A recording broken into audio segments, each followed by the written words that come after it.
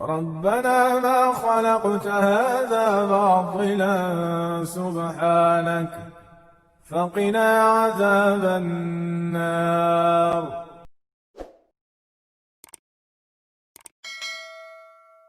Baik, Bu sekalian, kemudian kesederhanaan makanan-makanan Nabi kita SAW itu sebenarnya kalau saya kalau saya coba telusuri gitu ya, kalau saya coba telusuri itu Masya Allah ya, sebenarnya nggak sederhana, ya. Kenapa saya katakan nggak sederhana?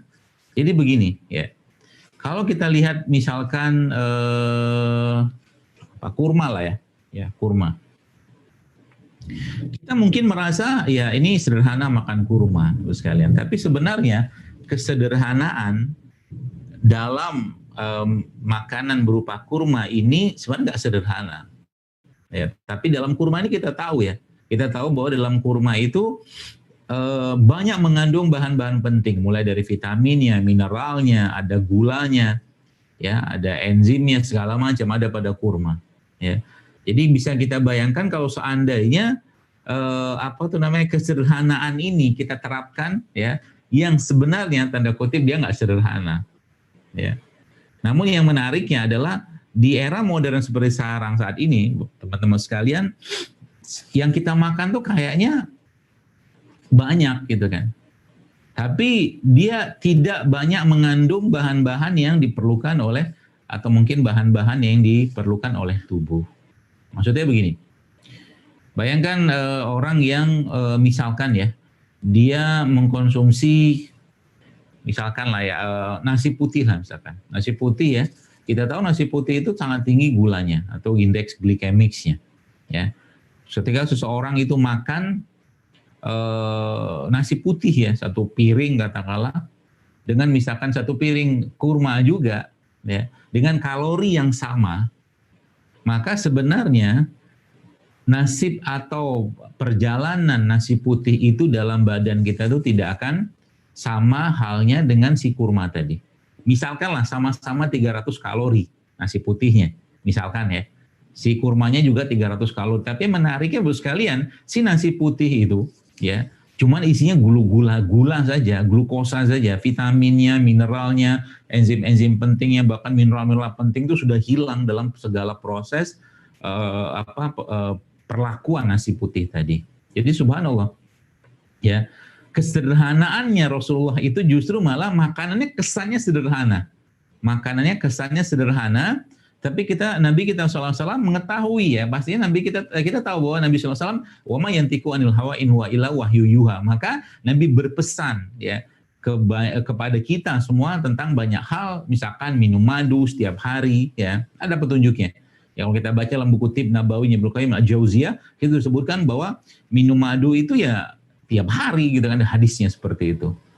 Ya.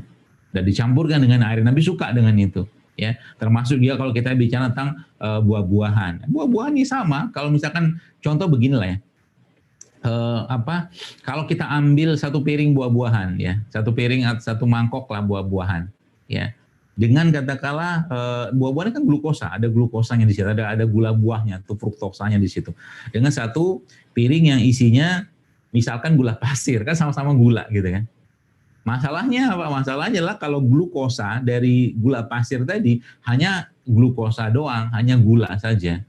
Ya, tapi kalau kita bicara buah tadi, teman-teman sekalian, itu bukan cuma buah saja, ada seratnya, ya, ada vitaminnya, ada mineralnya, semua ada di situ.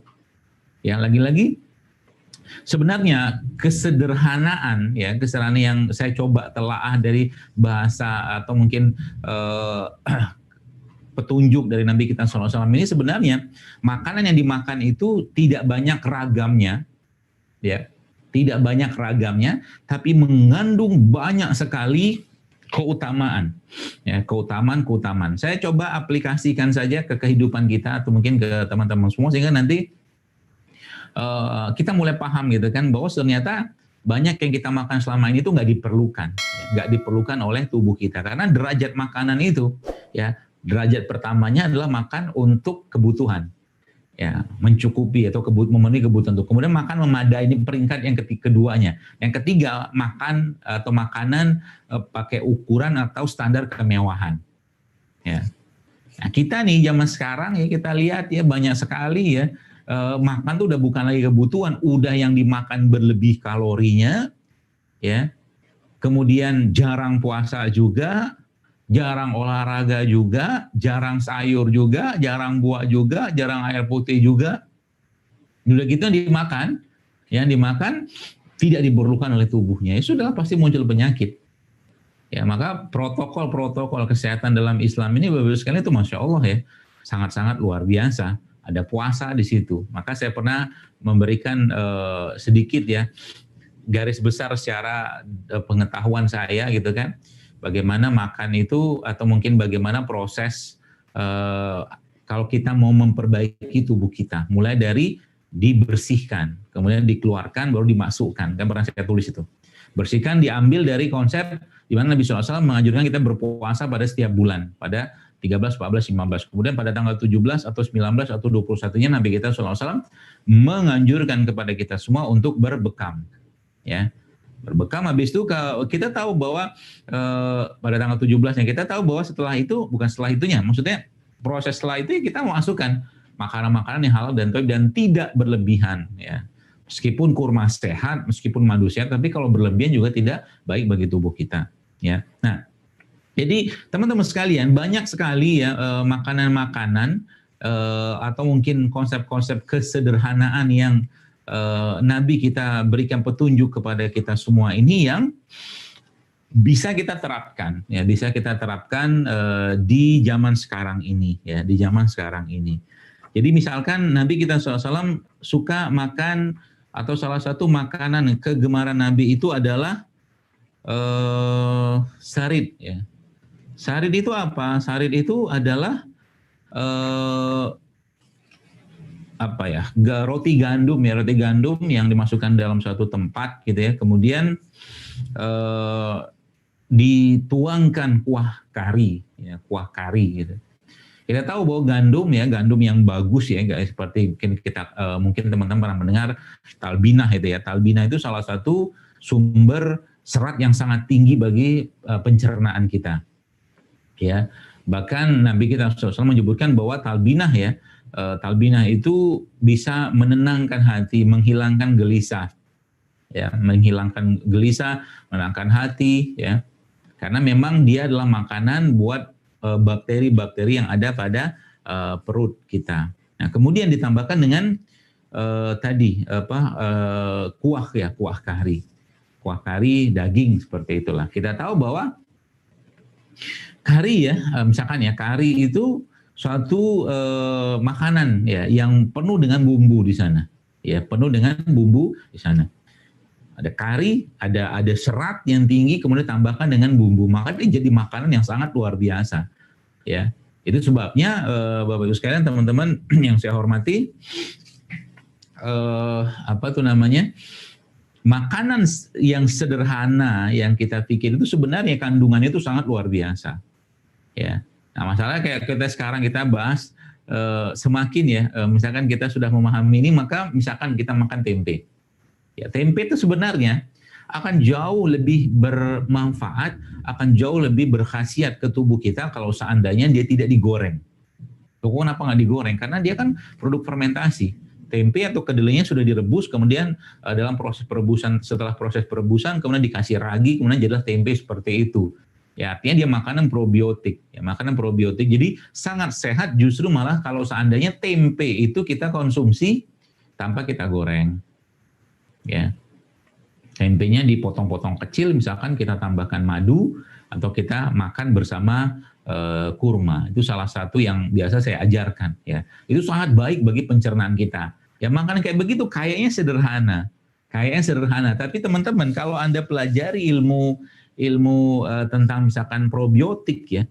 Tempe itu kan makanan probiotik. Jadi subhanallah, Masya Allah, mulai dari menurunkan kolesterol, menurunkan berat badan, ya, mencegah kanker, meningkatkan atau memperbaiki imunitas, kemudian dia memperbaiki pencernaan, menguatkan imun, banyak sekali, Bapak sekalian.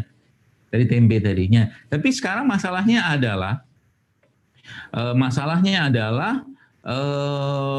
tadi ya, kecenderungan kita ya, manusia zaman sekarang yang untuk lebih mengkonsumsi makanan-makanan yang sesuai dengan selera lidah kita. Ya.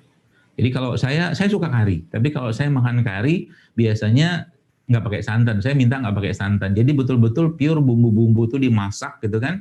Kemudian tambahkan air pastinya, atau mungkin dalam bahasa orang-orang Asia itu ya, masala gitu kan. Itu tambahkan dengan daging-daging ya, mau ikan, mau daging apa, itu sangat baik bagi tubuh kita Bapak sekalian ya. Jadi banyak sekali penyakit ya, lagi-lagi saya sampaikan ya, bisa dicegah dengan memperbaiki pola makan. Saya pribadi melihat ya, sebelum mungkin jamaah saya, teman-teman saya itu yang mereka mulai ibarat kata sudah ditinggalkan oleh keluhan-keluhan di badannya. Ya, sudah ditinggalkan oleh keluhan-keluhan di badannya. Artinya apa? Ketika mulai mereka memperbaiki pola makan, menyederhanakan makanan mereka, menyederhanakan pola masaknya makanan itu atau cara masak makanan itu yang tidak berlebihan, maka tubuhnya atau mungkin keluhan-keluhan tadi perlahan-lahan hilang. Karena memang tubuh kita itu semakin sederhana yang masuk ke tubuh kita, maka semakin mudah tubuh kita mengolahnya. Semakin sederhana makanan yang masuk ke tubuh kita, maka semakin mudah tubuh kita mengolahnya. Ya.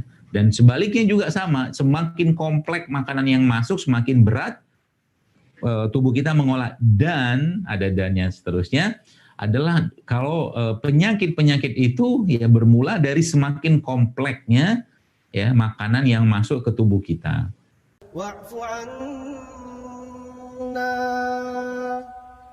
waghfir lana warhamna wa'fu 'anna waghfir lana warhamna